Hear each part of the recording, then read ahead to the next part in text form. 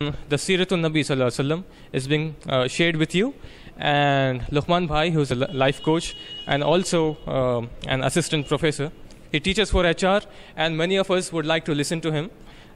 He would like to share with you the Siratul Nabi, and today's topic would be Makkah and Arab before the Prophet Sallallahu Alaihi Wasallam, and also the coming of the Prophet Sallallahu Alaihi Wasallam, the birth of the Prophet Sallallahu Alaihi Wasallam. So that's the topic of today's talk. This session is organized by the Quran Foundation. Luqman Bhai, please. Assalamu alaikum wa rahmatullahi wa barakatuh.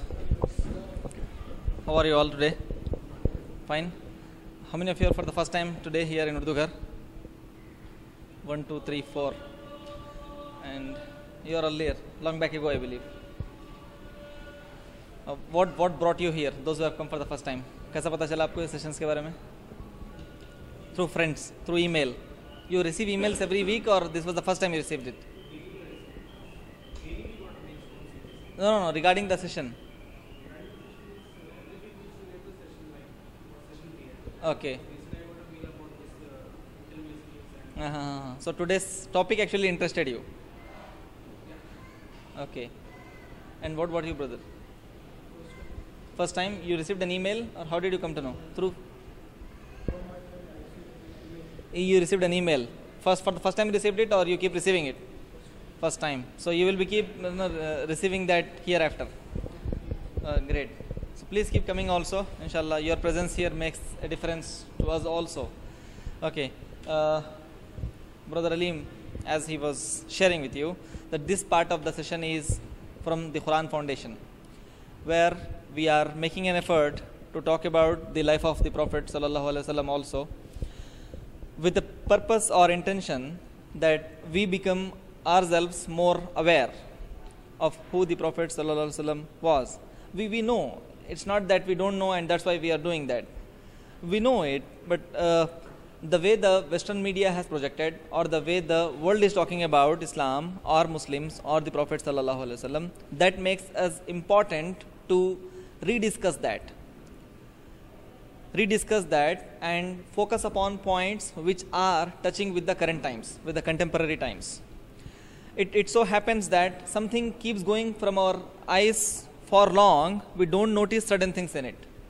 But once a trigger occurs, that means somebody brings our attention to certain things, then we find that the same thing which we are familiar with, there are so many links in that of the discovery which we have recently made. I am making sense? कोई चीज़ें ऐसी होती हैं जो हमारी नज़रों के सामने से कई बार गुजरती हैं, मगर हमारी तवज्जो कुछ बारीक नुकात पे नहीं जाती, मगर जब कोई शख्स हमारी तवज्जो दिलाता है तो ऐसा लगता है कि उसके अंदर ऐसी कई चीज़ें हैं जो उससे मेल खाती हैं, लिंक करती हैं. ठीक है, तो अब ज़रूरत इस बात की है nowadays that when Islam is being attacked by word, लोग जो है इंटेलेक्चुअली जाके इस्लाम के प्रिंसिपल्स पर, टीचिंग्स के ऊपर जो है अटैक कर रहे हैं. And because of that, it's not that we are going to counter them and debate them and argue with them and beat them in the debate or argument. That stage comes later when we ourselves are first of all convinced and we ourselves are comfortable. So the purpose of having these sessions here is to make ourselves more comfortable, make ourselves more not feel hesitant to talk about ourselves. Okay, like it happens that we some of us get into a complex, like shall I be very openly practicing Muslim? Shall I appear like a Muslim? Shall I bring in my talk about my religion also whenever it is needed? Sometimes this hesitation comes in. This is because we think that we are not in a position to justify what we say because of our lack of knowledge or because of various other reasons. So the intention of this particular part of the session is so that we become more aware of the teachings and principles of Islam and the personality of the Prophet Sallallahu Alaihi Wasallam, and so that we are able to relate that with the current lives also, the contemporary life. So today, if any situation comes, a situation demands us to speak out, we are in a position to speak out. Okay. So as those who are familiar with this, they are aware that we have been doing this for quite a few weeks now. And today, as Brother Alim was mentioning, inshallah, we will start discussion on the conditions in Makkah before the birth of the Prophet Muhammad sallallahu alaihi wasallam. In the last session, we have discussed a few things about the Arabia in general. What happened in Arabia? We discussed that there are 4 prophets in all who are sent to the Arabian continent, who includes Hazrat Hud alayhi salam, Hazrat Saleh alayhi salam, Hazrat Shoaib alayhi salam. And Prophet Muhammad sallallahu alaihi wasallam came at the end. He is Khatimun Nabiyyin, the seal of the prophets, the last prophet of all. So Hazrat Ibrahim alayhi salam migrated from Iraq to Palestine, from Palestine to Egypt, and from Egypt to Makkah, where we know we would say that when Zamzam came into existence, at that time Hazrat Ismail alayhi salam was in Makkah itself, near the vicinity of Kaaba rather. Kaaba was first built by Adam alayhi salam, and then it was destroyed so many times. It was being rebuilt by the order of Allah by various prophets. So Hazrat Ismail alayhi salam, there he stuck his leg and the Zamzam came out, and we have discussed all those things. Moving ahead, there are 3 more prophets, as I was mentioning. Hazrat Hud alayhi salam, who was sent way before Hazrat Muhammad sallallahu alaihi wasallam, and he also preached for monotheism. Certain things, see, now we have got the attacks. I am using the word attacks not because of feeling myself insecure about somebody is talking about Islam. I'm using this word more so because it gives a clear meaning, a direct meaning of what I'm talking about. Otherwise, we need not consider it as an attack also. It may be a difference of opinion. Somebody is having a different opinion. Okay, that, oh, science is right and religion is fake. Somebody may have a different religion different opinion like that. Why I'm saying it an attack? I'm saying it an attack so that we understand it fully, we be on the same page. Okay, so science has been, the so-called scientists, they have been refuting religion, not only Islam but any religion for that matter. Even in Christianity, we find Catholics and Protestants. So these Protestants are, they protest so many things. There is another category of the Christians who are not very practicing, who are Christians for the namesake, and those who actually believe that nothing like God exists. And this is all a matter of chance which has happened. We have been discussing about the Darwin's theory of evolution also. So, well, coming to this point as to why the prophets were sent, Hazrat Hud alayhi salam was sent, and his message was again monotheism, worship only one God. As the humanity evolved, people discovered various ways of identifying peace, and some of them found that peace in a particular imagination, in a particular fascination, in a particular idol which they made, and they started worshipping. Then rituals kept adding upon that, so that they made more idols than what actually there were, 1, 2, 3, 4, 5 multiplied into numbers.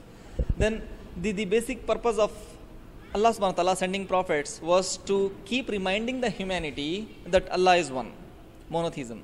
So Hazrat Hud alayhi salam's message was also this, where he came and preached that Allah is one.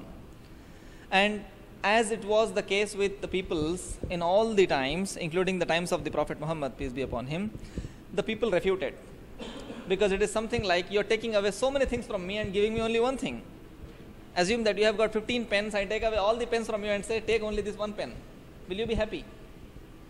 No, none of us would be happy. Because we say that pen, there are so... Yeah. No, you think like that, okay, given the discussion which we are having. But otherwise, if I say that give me 100 rupees, I'll give you, give me 100 rupee notes. 1500 rupee notes, I'll give you 100 rupee note. Will you take it? You'd not. Because we consider the 100 rupee note as a materially valuable thing, right? So we would quantify it. In numbers we will see. We will not go by the quality. Okay, so like, for example, it happens with children especially. When they get a lot of Eid and the parents fear that the child may lose the Eid, they would say, oh, but I'll give you this, I'll give you 100 rupee note somebody gave us. You say, no, I give you this coin, 10 rupee coin, a new golden color and silver color, 10 rupee coin for 100 rupee note. The child will very happily do that, isn't it? Because he goes by some other notion. So human tendency is to quantify things, count in numbers.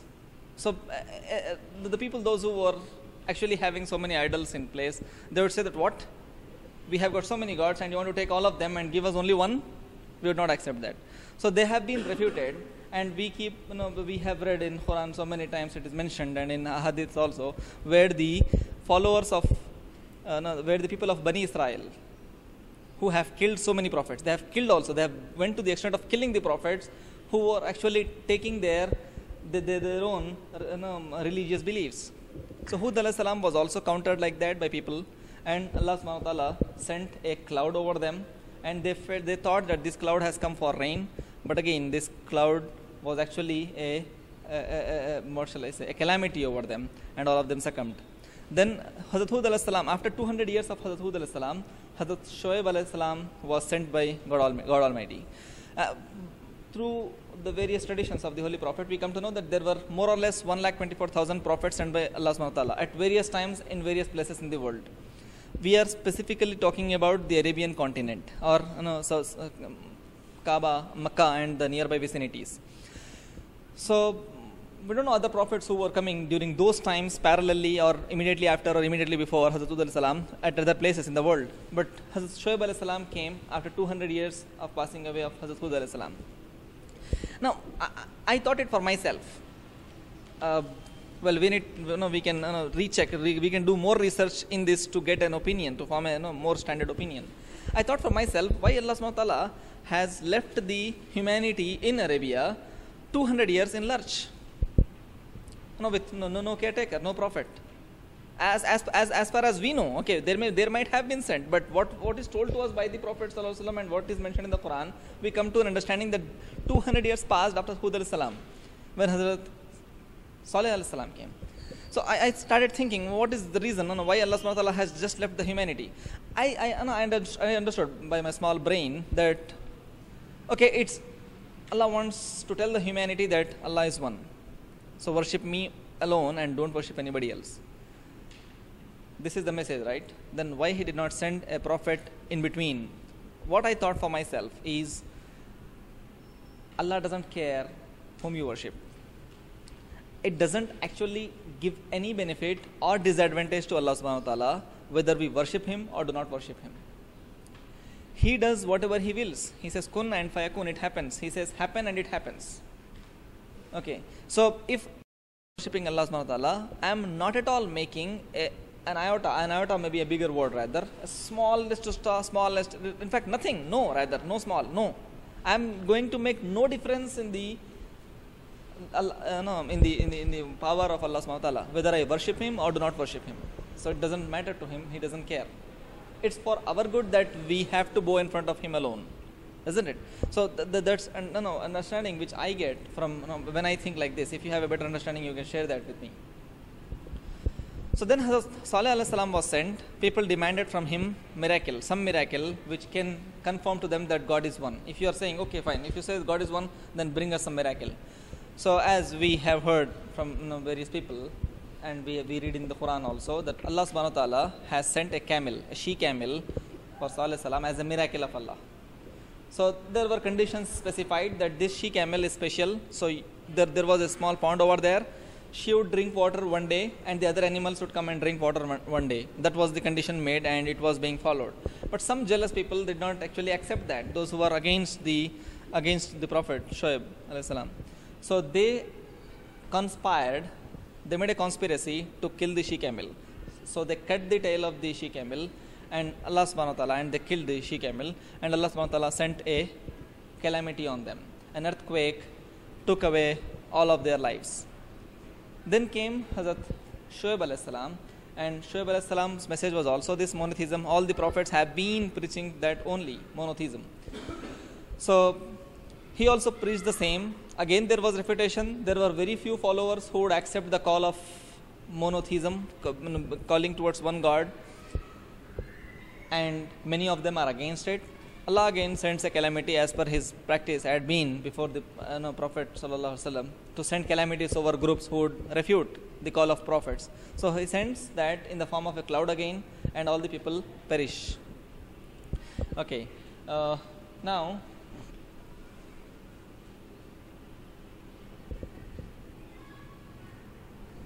one moment. I was just thinking of one point. Shoaib as-salam was sent. Okay, once I get that, I'll share with you. So these are the prophets sent by Allah subhanahu wa ta'ala for the sake of humanity to understand that Allah is one and we have to bow our head only in front of Him and worship Him alone and not worship others. Okay, well, now moving ahead,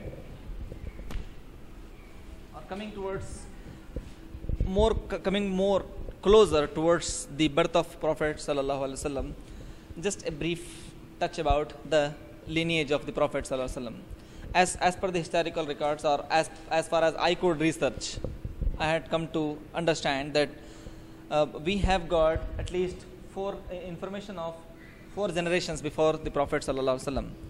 We have the records, or as far as I have went, I found that Hazrat Abdul Manaf, we have got information that Hazrat Abdul Manaf was the great grandfather of the Prophet sallallahu alaihi wasallam, and he had his son Hazrat Hashim, Banu Hashim. That's why from Hazrat Hashim we actually call the particular tribe of the Arab as Banu Hashim, the descendants or the sons of Hashim. During those times also, as we are aware, as we know that Kaaba was already existing. Kaaba was not built after the Prophet Muhammad sallallahu alaihi wasallam was sent to the land.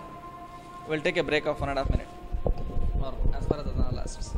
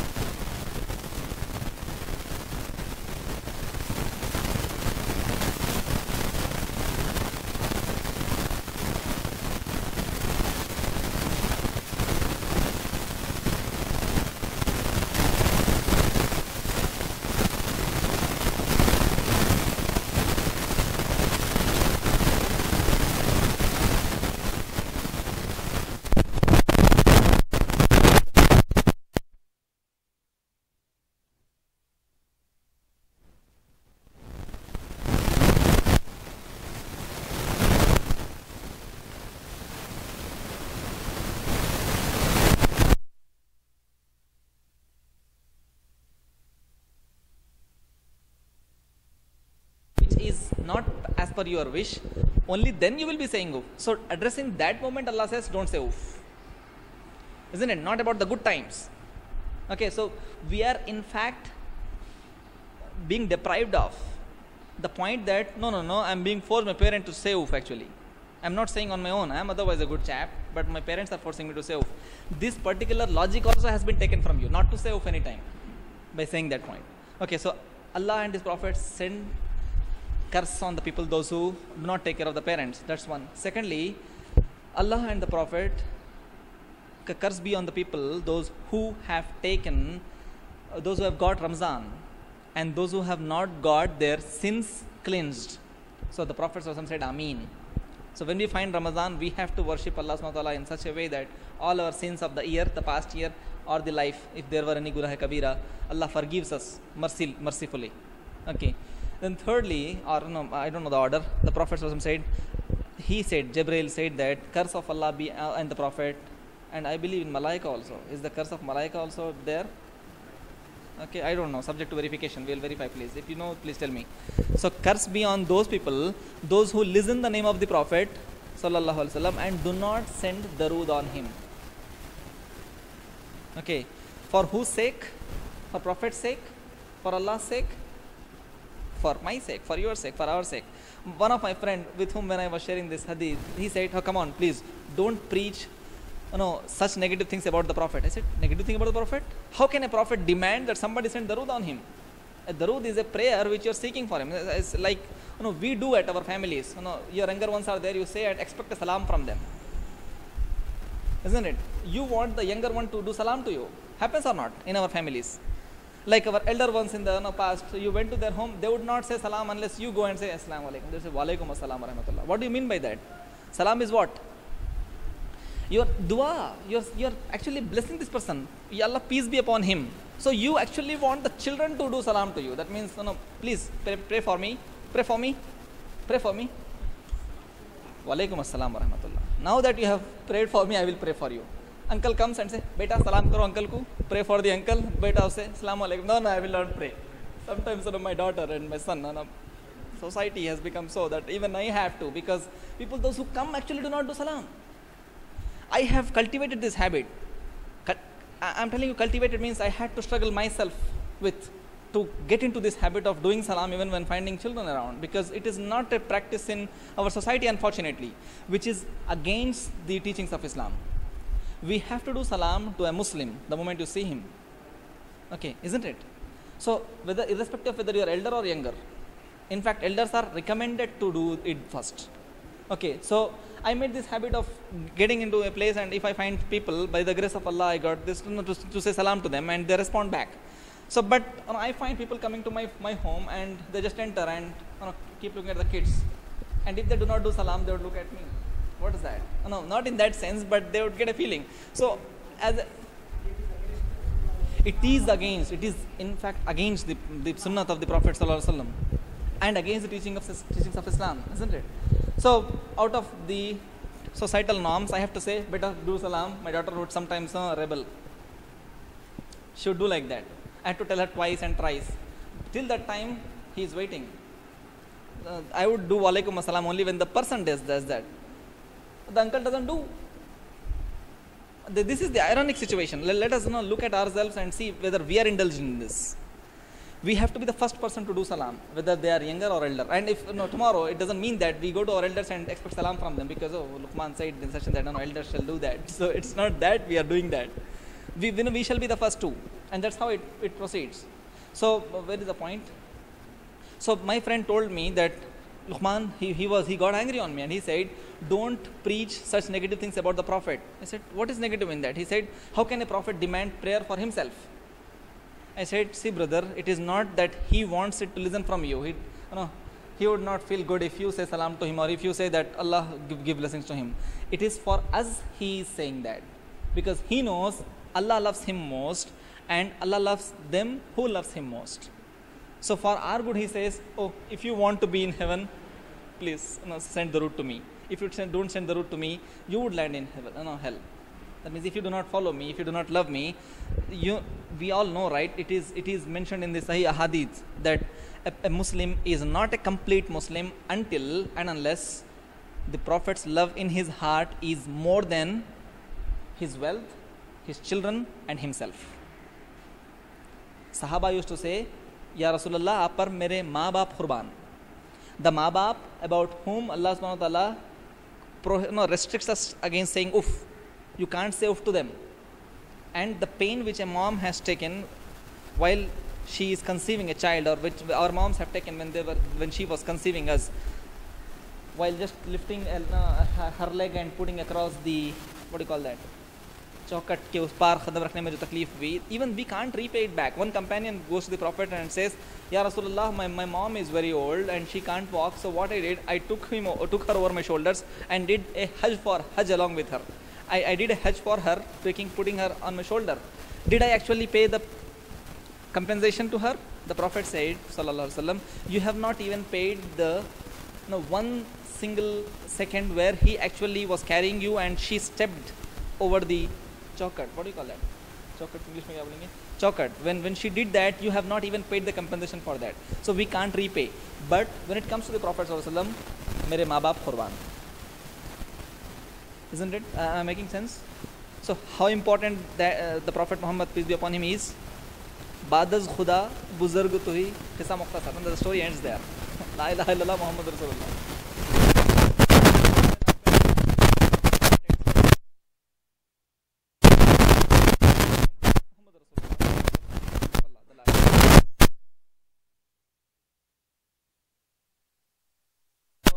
We were talking about the lineage of the Prophet. Was the father of Hazrat Hashim, whose name is prominently found in the books of the Tafsir, where the tribe of the Arabs in which the Prophet ﷺ descended is known as Banu Hashim also. So after Ibrahim ﷺ, Kaaba, the structure of Kaaba was existing over there, although so many rituals got attached to that. So many unwanted rituals also got attached to that by the passage of time. Like we find in our religion also, that the way we practice Islam, there are so many unwanted or not so very important rituals being attached to it. So similarly it was then that they were being attached. The monotheism was there, but again people started believing in so many other things and they started doing other things. So nevertheless, Kaaba was considered to be a sacred place, a house of God, and people used to adore it, respect it. Hazrat Hashim was the caretaker of the Kaaba. So this tribe was a special tribe in Meccan history, in the history of Makkah and in the history of Arab, by virtue of the point that this tribe was in the command of the Kaaba, the house of God, the house of Allah, made by Ibrahim alayhi salam, for during their times, the information which they had. Then he was called so Hazrat Hashim, because Hashim actually is mean the one who divides the bread, the divider of the bread. It was so called, he was so called because during his times when he was the commander or he was the caretaker of the Kaaba, there was a drought. Pilgrims used to come from various far off places to Kaaba to worship there in specific months. So during that time there was drought and there was no much cultivation. So he divided the bread and he distributed among the pilgrims. So from that time he was adored, respected, and he was called Hashim, the divider of the bread. Okay. Then Hazrat Hashim, he was the eldest son of Hazrat Abdul Manaf, and he was the most able, most capable of handling such a big responsibility. That's why he was made the custodian of Kaaba. He married to Hazrat Salma, who was the daughter of Hazrat Amr, who was the leader of Yathrib, the current day Medina, who was the leader of Yathrib. And you see that there is a link. Now what I find when I read the biography of the Prophet ﷺ, that there is some link between Makkah and Medina even before the Prophet Muhammad, peace be upon him, was sent. There was some link. Not only in this point where Hazrat Hashim is married to the daughter of Hazrat Amr, who was the leader of Medina at that time, Yathrib at that time, but even after that also we find that there is so much of give and take between Medina and Makkah, especially with the family of the Prophet Muhammad, peace be upon him. So he was married, and his son is Hazrat Abdul Muttalib, and Hazrat Hashim passed away at the age of 25. Now we find a similarity if not exactly, it's not identical, similarity between the circumstances or the situations in which Hazrat Abdul Muttalib went through and the Prophet Muhammad, peace be upon him, went through. Hazrat Abdul Muttalib's father, Hazrat Hashim, passed away at the age of 25, and the Prophet Muhammad Muhammad's father, Hazrat Abdullah, also passed away at the age of 25, and 1 year after the marriage. Okay, so this is one similarity. As we move ahead, we will see other similarities also. And he was on his journey to Syria. Hazrat Hashim was on his journey to Syria, and again, this is also another similarity, where we come to know there are different opinions among the historians. Historians differ on this, where they say that Hazrat Abdullah was either going to Syria or was going to Medina when he actually passed away. So he was also traveling while he passed away, and Hazrat Abdullah was also traveling while he passed away. Okay, and Hazrat Abdul Muttalib lived with his maternal parents, that is the Nana Nani, the parents of his mother, in Medina for about 7 years. And after 7 years, he returned back to Makkah. This is another similarity which we find, where the Prophet Muhammad, peace be upon him, although he was not living in Medina, but he moved back to Makkah after he spent some time with Hazrat Bibi Halima, radhiyallahu ta'ala anha. Isn't it? This is one similarity again which we find.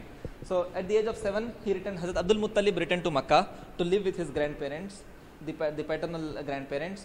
Then, as he grew, he was one of the most just, most courageous, and most able person to be given the custodianship of the Kaaba. So Hazrat Abdul Muttalib was also made the leader of the Quraysh, and he led Quraysh very justly and fairly and very lawfully when he was made the leader. Then, during his times, this incident of Ashab Fil occurred. Just, I'm not going in the order of the years actually. We'll again, once mentioning this, we'll again go back and discuss a few things. So during his time only, this incident of Ashab Fil, I hope you are aware of. Ababil, we have got Surah Fil revealing on the Prophet ﷺ about those times. Like in the Quran, Allah subhanahu wa ta'ala keeps mentioning to the Prophet, have you not seen? Alam tara kayfa fa'ala? Don't you know? Have you not seen? So, as if the Prophet ﷺ has witnessed it. So that is a entire surah which was revealed on the Prophet ﷺ about this particular year, on which again historians say that the Prophet ﷺ was born on the same year when when this incident of Ashab Fil occurred. Now the historical perspective of what happened then. We have in the last session discussed about Egyptian kings, and we have discussed that Judaism was taking ground in Egypt during those times, and the king sent a commander to attack other places and conquer them. So this commander named Abraha led. Okay, so there is I find two things when I read two books. One says he was a commander, the other says he was the king of Egypt then. He was coming from Yemen. So whatever it is. So there was a place, actually Kaaba was the center of attraction for all the people, those who were very religious, those who used to come to Kaaba and do worship annually. So he was not very comfortable, Abraha was not very comfortable, because he made another place in order to make it compete with Kaaba. So the people come there, and because when people do pilgrimage, now if you go to Makkah, the Haramain, to Medina, it's not only about the pilgrimage.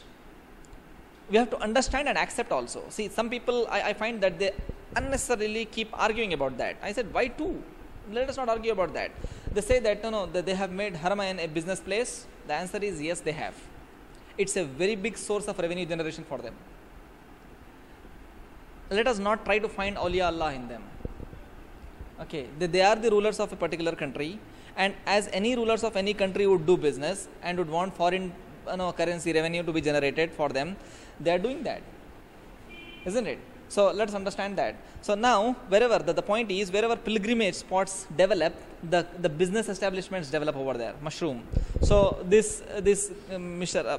Abraha also wanted that to happen with his place, so he made a pilgrim center at Sana'a, another place in Yemen, I believe, but still he was unable to attract people towards that place. Reason being, Kaaba was still attractive. So people used to come to Kaaba only. So, and he was having this jealousy against Kaaba. Then some people from the Quraysh who were actually unhappy about what has happened, they went to Sana'a and they actually did something bad over there. In the sense they tried to as it was impurified because it is not a place of Allah's worship. They furthermore impurified that by urinating and excreting over there. So that agitated him more. He became more angry, and he came to destroy Kaaba. Now, before we go to that point, let us understand this point over here. Although it is mentioned in one book that some people from the Quraysh did that, or some people from those who actually adore Kaaba, they never wanted that to happen, so they went and did it. The question now arises is, can we also do that? Can we also do that? Yes, no, maybe? You know the answer, right? The answer is absolutely no. In fact, we have been commanded in the Holy Quran not to say bad word against the idols of others. Those who do not worship Allah, Allah commands us not to say bad words against them. Because we find Islam is not imposing, it doesn't impose on people. Like brother was mentioning and brother Said was also mentioning that we have to accept Islam through our own consciousness.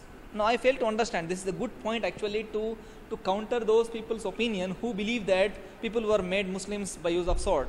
The point is, Islam never certifies a person as a Muslim if he has become a Muslim by force. It is out of question altogether. I am making sense. It's out of question. You cannot make a person a Muslim by using a sword. It is against the principles of Islam. Even if somebody does that, he is actually not making that person a Muslim. He doesn't satisfy the criteria. The criteria is the belief in Allah shall come from the heart, not from the mouth alone. Isn't it? So Allah subhanahu wa ta'ala strictly prohibits us from talking ill about the idols of other religions. Right? So it is a condemnable act anyways. Now, one more thing we need to understand here. See brothers, it's a sensitive point, but I feel like talking about that. Sometimes we find ourselves in a fix, in a very difficult situation where some of our innocent or ignorant brother has did something wrong, and some other people of the other community actually condemn him. So we find in a fix ourselves whether to condemn it or not, happens or not. He did something wrong and we are in a fix. They say against him in front of us. Very unluckily, unfortunately, because of our emotional attachment, we try to justify and say, no, it's not like that. Okay, please, it's not like that. We are actually doing more harm than good, I believe personally. Something which is condemnable in the eyes of Allah subhanahu wa ta'ala has to be condemnable in my eyes also. I shall leave my emotions apart. I shall not believe in Islam or Allah subhanahu wa ta'ala or the Prophet Muhammad peace be upon him because I am emotionally attached to that. I shall believe in so because Allah wants me to believe so. Am I making sense? This clears the thing more often, more better. I love my parents. I respect my parents. Why? Because I am son of them. If I am a son of them and I love them, then why shall I say that my ma-baap khurban on the Prophet peace be upon him? If being son and being emotionally attached to them is the actual criteria. The point, as far as I understand, is I shall respect and I shall love my parents because Allah and the Prophet has asked me to do so. If I am getting my emotions in that, I am actually not following Allah subhanahu wa ta'ala, I am following my emotions. I shall respect my parents, I shall love my parents as it was told by Allah and the Prophet, peace be upon him. And when the question about the Prophet comes, I say, okay, you go, now Prophet is more important to me. I'm making sense. So this happens only when we have detached. Okay, our attachment should not be emotional. Our attachment should be on the order of Allah subhanahu wa ta'ala. So when somebody does something wrong like that and somebody else condemns it, rather I believe personally that I shall be the first person to condemn it. I shall be the first person to condemn an act of my brother which is wrong, because it is not as per the teachings of Islam. I shall not get my emotions in between. I shall follow Islam not because of emotional attachment, because I am born in a Muslim family. I shall follow Islam because I believe in Allah and Allah wants me to follow Islam. I am making sense. Okay, so now what shall I do when I'm in a fix? Before I did that, actually I was in a dilemma whether to criticize my brother or condemn my brother who has did a wrong. And before I decide myself, somebody, a non-Muslim brother of mine, has condemned. What shall I do now? Accept the condemnation. It's wrong. It's wrong. No, this is not the teaching of Islam. I believe we are doing more good in making this person understand the basic principle of Islam and understand well. He might also realize. Most often people actually do not correct themselves because they get unnecessary support, unnecessary sympathy from those who are their family members, their clan. Somebody who is my brother doing something wrong, I shall be the first person to correct him because I love him the more, right? So if I'm not the first person, at least I shall be the second or third, or I shall join the people, those who were first actually. So well, Ashab Fields incident, we'll talk more about that when we meet inshallah in the next session, because it's Zohar time and we have Jamaat about to stand in that masjid. This watch is 5 minutes faster, so you can relax, not relax rather, go and do your wuzu and get ready yourself for the Zohar prayer. Jazakallah khair. If you have got any questions about the things which we have discussed or any points to share, brothers, I suggest all of you to come in the next session also, because we feel that this discussion is important, because we will be connecting this with our current day times also. And I find that myself and my Muslim friends and brothers are in a very fragile situation, a difficult situation, where we are not in a position to justify ourselves, where we are not in a position to defend ourselves from the attacks, where we are not in a position to put forth our point of view. So let us make an effort so that we understand, not to actually polarize, not to distinguish. We are not doing this so that we become one group and you become one group. Okay, see, we follow Islam and you do not do that. This is actually for making the earth a better place to live and leave also. Because as I think, it is in the scheme of Allah subhanahu wa ta'ala that somebody remains, those who do not worship Him. It is in the scheme, it is in the plan of Allah subhanahu wa ta'ala. Otherwise Allah would not struggle to make the entire humanity one. He has left it like that. That means there is a sense in that. There is this is what Allah thinks. And the Prophet ﷺ, after putting so many efforts, just imagine, some of his own family members, some of his own tribe members, and many of his own people, those who are associated with culture, when they can still be astray, why will not that happen now? It will happen now also. It will keep happening hereafter also, thereafter also. Making sense? So let us understand the reality. Let us come to a common understanding, and let us be peaceful, peaceful, non-hesitant, without any inferiority complex, and let us broaden our point of view. With this intention, we are doing these programs. I request all of you to keep coming and also calling your friends to join us in this. Jazakallah khair. Assalamu alaikum wa rahmatullah.